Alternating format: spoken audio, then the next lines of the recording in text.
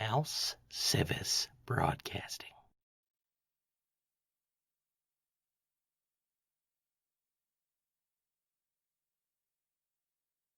Citizens of Sharn, I'm so happy to be speaking to you from our House Sivis Broadcasting Station here at the tippy top of the city. Today is the 20th of Rhaan, year of our kingdom 997. And this is the very first public House Sivis broadcasting. My name is Alufi Haskal de Sivis, and joining me is my co-host and the mind behind the Echoer system, Sylas de Sivis. It's a pleasure to be here today. How about we talk about ourselves for a moment? Well, I think that would be the most appropriate, considering we're going to be broadcasting to all of these different fantastic folks here in Sharn, and I would like them to know who we are before we continue. I agree entirely. So, as I said, my name's Alufi Haskal. My father is House Haskal de Sivis. You might know him because he's spent the past 20 years of my life trying to figure out the best one-word greeting. He's between salutations and hello. Well, that's quite an accomplishment for 20 years. Entirely. I bet he went through all of them. He had a stint on just goblin greetings, thinking that they were going to be the best no matter what. That is a very interesting take, especially given the amount of people who do speak Goblin. Mm-hmm. But I think he probably decided against that based on the fact that everyone doesn't speak Goblin. Exactly. And Common should clearly be the way, as that is what everyone exactly. speaks. The common trade language is probably the best. So I've been a member of House Sivis, obviously, my whole life. I was dragon marked rather young, actually. A very wonderful experience for me, I guess. And I have been working alongside Mr. Sylas here on this wonderful project. You chose me specifically to help spearhead this. Sylas, why don't we talk about you, your backstory, and then move on to the Echoer system in general? Well, I can't imagine that my backstory would be anything that the folks out there want to hear. Let's be honest.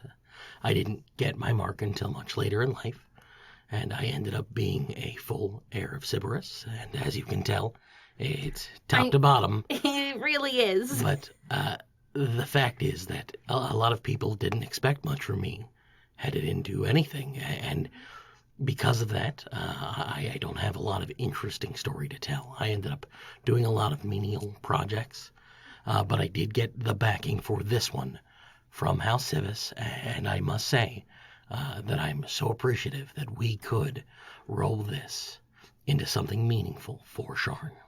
I agree. And we were talking a few weeks ago, actually, about your plans for this system. Our hope is to have it continent spread. I think that is something that we would like to do, but realistically, I think we have to stick with Sharn for the moment. The manifest zone here in Sharn does make it ideal for what we're doing. If we can find a way to roll it out to other places later on, that would be fantastic.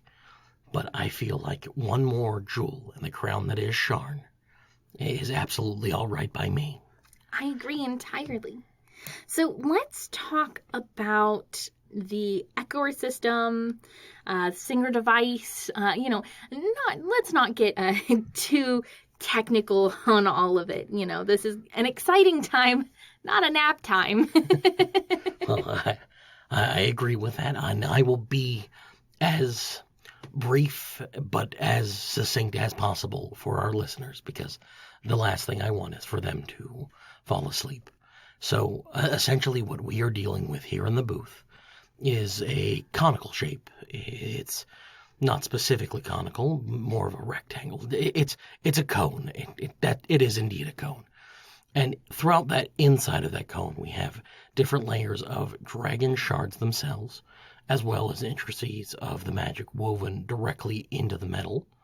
And then that comes through down to the base of the cone, out the back of which we have a Sybaris shard bound directly to it, And that is actually how we do all of our broadcasting. It is a multifaceted system that we have in place. Instead of using traditional one shard, maybe two, we have tried our best to incorporate all three shards to get consistent broadcasting of our sending spell.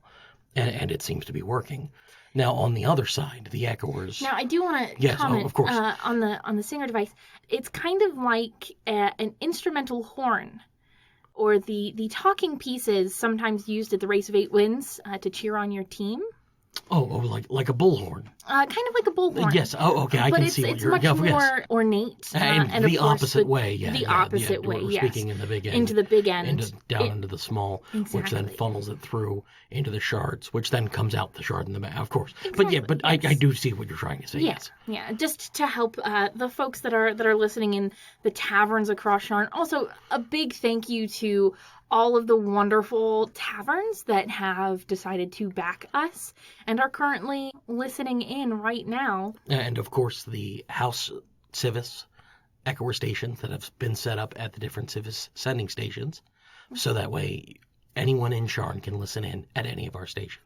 And of course, for any of those individuals who have backed our play on this one and have their very own personal echoer device in their homes. Yeah, there is no amount of gratitude that can be properly expressed to those in the city who have backed us as patrons. If you are a patron of House Sivis, we greatly appreciate you, especially here in the echoer system. Without your generous contributions, we wouldn't be able to do this. Let's stop getting sentimental. And how about you talk about the echoer device? Oh, of course, the echoer device. So the echoer device is simply, from what most people will see, is the echoer box there. It is just a large chest of cabinets, essentially. Looks like a very ornate... Like a liquor cabinet. Like a liquor cabinet. Well, I mean, that was the inspiration. And so it folds open from there, and it reveals the inner workings. So once the doors are actually peeled back, that actually allows the voice to come through. When those are closed, the schema inside, the etchings, it's not magically connected, and so it will prevent anything from coming out. And so once those are opened, it puts everything directly into place, allowing us to transmit to all of them simultaneously. So we are sending our voice to one, which sends it to the next, which sends it to the next, and it works in a multi-tiered system all the way down. Kind of like a fisherman's net.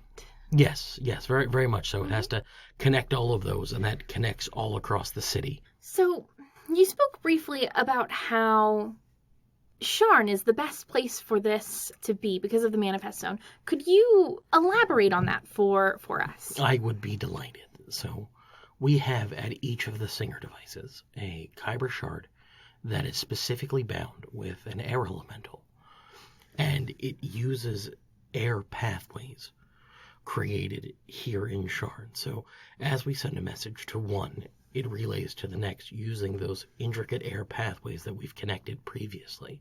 And so it follows along that system, like a net, as you've said, that layers over top of everything. Without the Manifest Zone, we don't know that the air pathways would remain intact.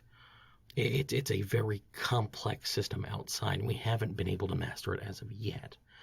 But we're hoping to. We really are. But Sharn seems uniquely capable at this moment in time. So it's kind of like our voices are traveling literally through the air to get to all of our wonderful listeners. Yes, it travels right along the air pathways, or airways, or air paths, whatever you want to call it. It moves along those, and it hits the device, and then that echoes your voice to the next device in line. Interesting. Yes, and then to the next, and then to the next. Which is why this device we're speaking into is called a singer, because we are singing into the air. Singer was, we worked a lot of different terms. Singer seemed to be the one that people responded best to. Speaker didn't really work because it's not actually speaking. It's a very there's a lot of things already named certain things, and they're associated with those things. So it's easier can't just to call start it from the. a speaking stone No, at no, all or we, anything like no, that. no, we tried, but then that complicates the system because people associate speaking stones with. Speaking stones. Yeah, of course. Yes. So we had to do something different, and that's why we called it a singer. Now, we did talk about possibly increasing the scope. Obviously, right now, only the citizens of Sharn can hear us. But what do you think that the international climate's going to be like? So we have been looking into different options regarding that. One of the things that we've looked into is an emergency broadcast. So we take the spell, we cast it on a wide level like we're doing now during emergencies to indicate to people different issues that are going on in Sharn at that moment in time. Let's say there's a tower getting ready to fall. If we can get the message out to as many people as possible, we can save as many lives as possible. And that's why we have been working with the Sharnian government in order to make that possible. I mean, you know how the climate is here in Sharn, and things happen very quickly. Entirely. We all remember every year the glass tower fall, and I think it is important to know that that is a real possibility. So that is something that we've considered while working towards what we're doing here. I think that other nations would benefit from that as well. Imagine if we could talk to other nations. If we knew what was going on in Karnath here in Sharn. If the Sharnian people felt more connected to more places. And bringing that gap together could be the way forward. I mean, 100 years of war is... Well, it's not something we're going to get past. Exactly. Most people don't even live that long. No, and hopefully our device will allow instantaneous information to get in the hands of as many people as possible. We're in no way, shape, or form going to put out the Chronicle. The Chronicle is very much its own thing. Goodness, no.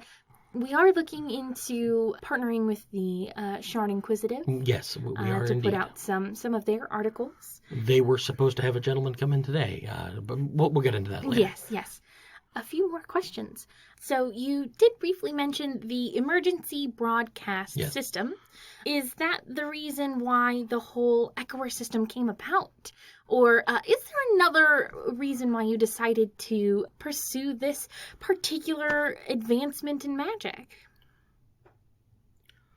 I'd like to take a moment and say that we definitely did this because of the emergency broadcast system, putting that into place. But it wouldn't be true. We decided to do this simply out of pure luck. There was an issue with a device that we were working on, and it created a feedback loop because we were trying to figure out a way to condense down all messaging here in Sharn. And when messages come into Sharn, they come into specific stations.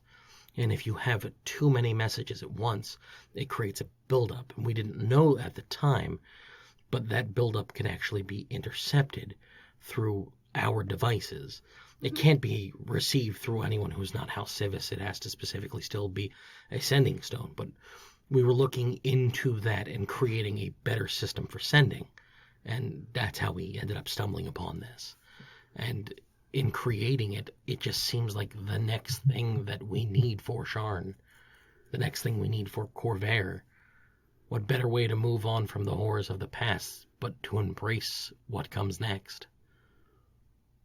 I think that is a very nice sentiment. And I think that the climate here in Sharn is perfect for this. I mean, we have people coming and going from not only all parts of Corvair, but, I mean, Zendrick too. It is a thing that we do indeed have. We are uniquely situated here in Sharn to adapt new ideas. We're not Karnath with our rich militaristic tendencies, and we're not Undair with our deeply magical. We embrace the change. Exactly. We are Brayland, and we are all about our Brelish ingenuity, I think is what I've heard it I couldn't have said it better myself. entirely. So I would like to talk about our upcoming episodes. We will be putting them out every single week on FAR each week. And the next 5 episodes are going to be on the 5 nations. On the 27th, we'll be talking about Breland. We do have a very interesting episode coming up at that time. We're going to take the time to discuss what makes Breland Breland. Mm-hmm. Why are we a different nation than a lot of other places? Let's be honest. We are substantially different in accepting new ideas as well as accepting new peoples. And I think that is something that we should take the time to go over. And we do have a few wonderful guests for each of these episodes. Of course. After that, we're going to have an in memoriam for Siri. That will be a tough episode for all of us. I think so that going over the morning, discussing what happened regarding the morning, and just remembering we had hoped to get everything up and running in time for the actual memorial, but we didn't. But we're going to do our best to bring light to the situation and hopefully not upset anyone. After that, we're going to be talking about On Dare and the wonders that is that wonderful nation. I've been there a few times myself. As have I. It is absolutely breathtaking. It is. I will say that one of the things that Sharn does represent is just a massive people, but On Dare is pristine. It is such a beautiful place. Very clean. And always, everything. Always absolutely. Clean. But we're going to have a few guests on for On Dare. One of them from the university, I believe. I believe we did get someone from the university to come and sit with us from our mechanics. So after that, we have Carnath.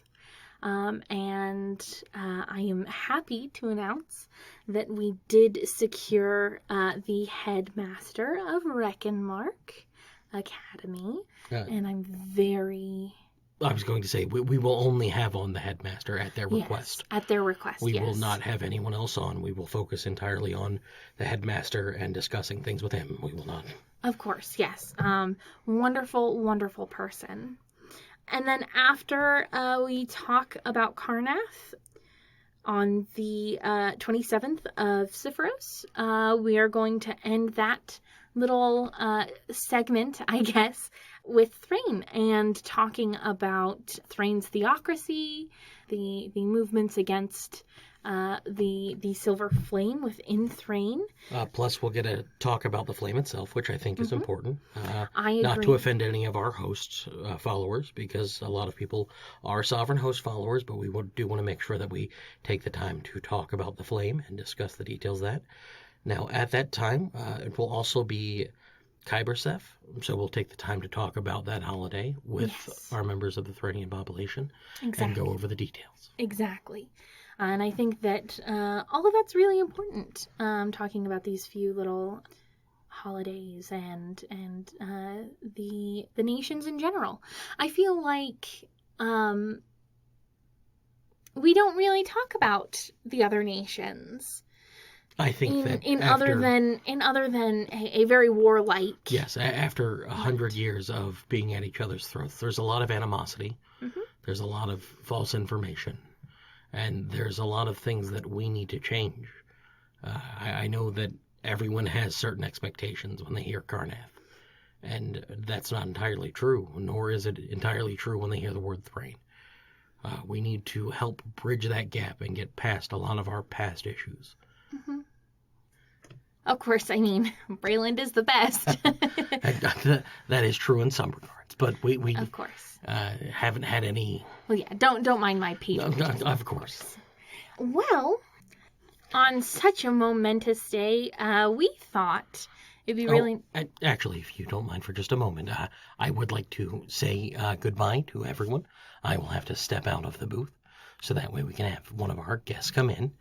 I wanted to thank everyone for listening, and hopefully we will have you next time on the Echor System. This is Sylas Sivis, and I'm going to turn it over to you now. All right, thank you. Of course.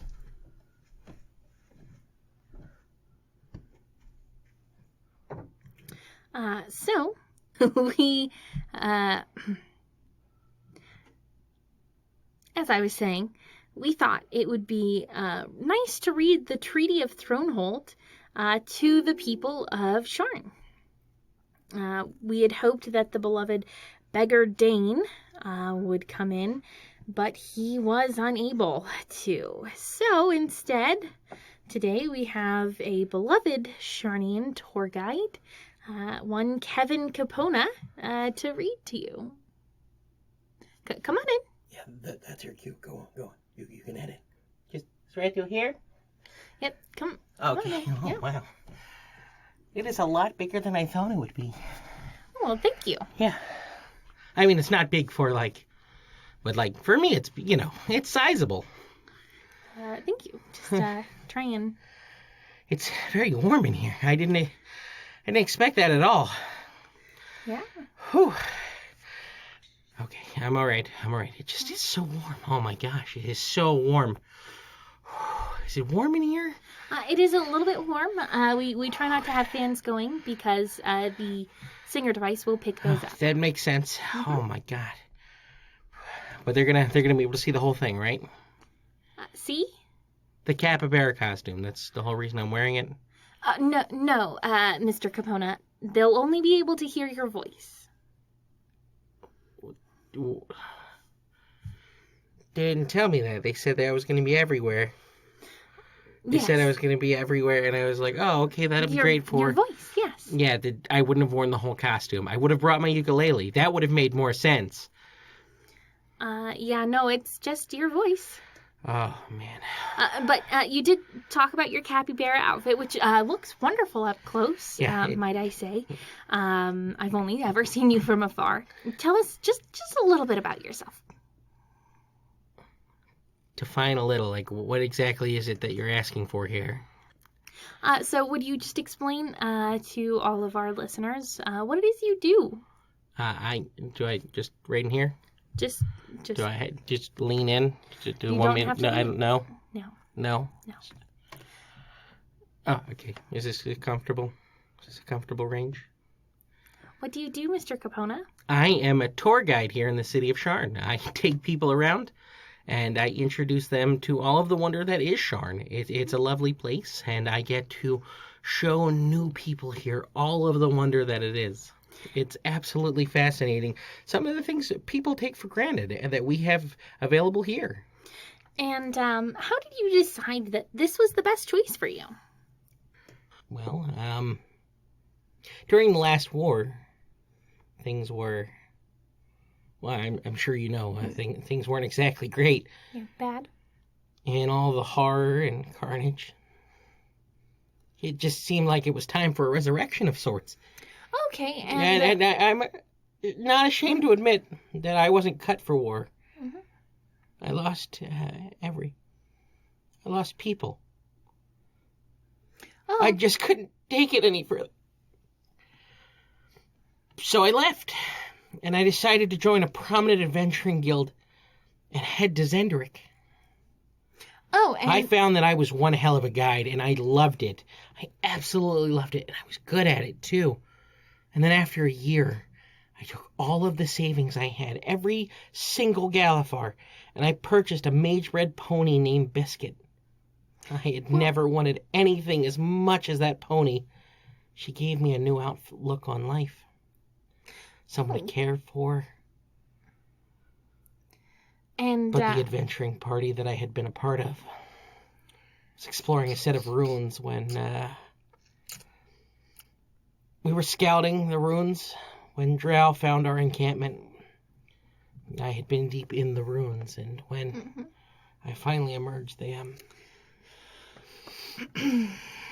had I made quick work of them, but they had it's okay, taken Kevin. Biscuit from me. Okay, yep. I'm sorry. Yeah. I had told her about Sharn. About the towers, about all her hidden splendor. And I just wanted to see them again and wanted to honor her. My best friend. Okay. So I started this business, this tour towers, the tower tours. The tower tours. And I got lucky, and it caught on in a way I didn't expect, and now I get to be here. I gotta say, though, the capybara outfit was absolutely a mistake. I thought it was a horse outfit, and I did not know what a capybara was. It's a large rodent. Yes, people, that makes sense why they called me a rat. But you know what? People seem very, very enthralled by it, and it allows me to be important to the city, and I can't... Okay. Yeah. Well, that is wonderful, Mr. Capona. But how about you go ahead and take a moment to actually read the Treaty of Thronehold for our listeners with your melodious voice. I would be delighted. I want to thank you again for having me here. There's some water if you need it. I'm good for right now. Okay. A reading of the Treaty of... Apologies, I have a bit of a tickle. That always happens at the worst times, doesn't it? It's always like, oh no, here's this momentous occasion. Why does it sound like my throat suddenly has like feathers in it? Give me just a second. I'm gonna take that, yeah. Oh, that's so good. Whenever you're ready, Mr. Capona. No, got another one. Mm-hmm. All right. Oh, that was the one. Yep, there we go. All right, here we go. A reading of the Treaty of Thronehold. Oh, no, Thronehold. My goodness. All the water got to my head. No? Okay. A reading of the Treaty of Thronehold. Undair, Braylon, Carnath, and Thrain. These powers being described in the present treaty as the former nations. Dargoon, Eldine Reaches, Lazahar Principalities, Morholds, Kabara, Talenta Plains, Vaonar, and Zalargo, these powers constituting the former nations mentioned above the 12 nations as of one part. Bearing in mind that on the request of... Oh my god. Man, this is a preamble is very rambly. More like a pre-ramble, am I right? That one was good. Yeah. Okay, Yeah. well, good. The 12 nations being equally desirous that war in which they were successfully involved directly or indirectly, and which originated with a declaration of war by Braylon, Carnath, and Thrain on the 28th of Leverian, 894, year of our king, against Undair and Sire, the declaration of war by Braylon and Sire against Thrain on the 1st Baracus, 911 YK, and the declaration of Thrain against Sire and Undair. Oh my goodness, it just goes on like this for a while. They just jump back and forth. Them against them, and them against... I'm going to go ahead and skip down. Here we go. For this purpose, the high contracting parties represent as follows. The representative of Undair. The Honorable Aurelia Iwarnan, Queen of Undair, acting in her own name and of her own proper authority. The representative of Braylon. The Honorable Bornil Iwarnan, King of Braylon, acting in his own name and by his own proper authority. I met him once. The representative of Dargoon. The Honorable Harik Sharakat, Lesh of the Dargoon and chieftain of the Raktosh, acting in his own... What? Yep. I guess hold on, just 1 second. Hold on. No, I'm not quite sure. Okay. Do you want me to keep going, or? No, just 1 second. There's a bit of an issue. All right, not a problem at all. I can wait patiently. I'm not entirely sure at this moment in time. There's a time limit? Are you sure about that? Does it affect if I speak a little? It does, I bet it. If I speak more into it, and then... there's a lot of... Oh, Biscuit, you're my best friend. They turned you into glue. Now I'm all alone in life. Oh, what am I to do? Get another horse. Bap, bap, bap. Get another horse. Bap, bap, bap. So sorry about that. Yeah. Am I reading the treaty or am I not reading the treaty? No, yeah. Do I just keep going? Actually, we are all out of time. But I've got so much of it left. Thank you so much, everyone who came. Because I could just keep down. going. No, it's all right, Kevin. Just Do they want me to go to all the different Sivis stations and just read to them? Because I can read to them all. Just let me close this out, please. We don't actually have enough time.